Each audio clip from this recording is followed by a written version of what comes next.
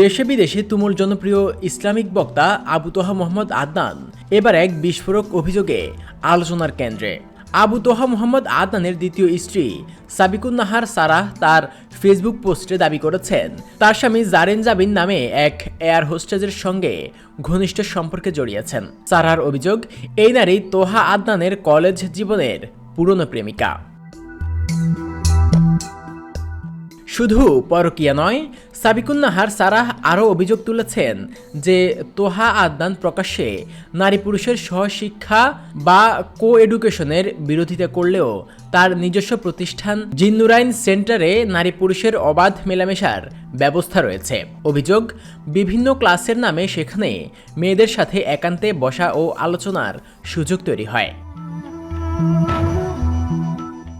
এই অভিযোগ নিয়ে প্রথমবার তোলপাড় শুরু হয়েছিল গত ৬ অক্টোবর। তখন তোহা আদনানের স্ত্রী সেই পোস্ট মুছে দিয়ে স্বামীর কাছে ক্ষমা চেয়েছিলেন। তোহা আদনানও তখন এক পোস্টে জানান ভুল বোঝাবুঝির কারণে তার স্ত্রী এই পোস্ট করেছিলেন এবং তিনি স্ত্রীকে ক্ষমা করে দিয়েছেন। তবে শনিবার সকালে সারাহ এক অভিযোগ নিয়ে পুনরায় ফেসবুক পোস্ট দিলে আলোচনায় নতুন মোড় নেয়।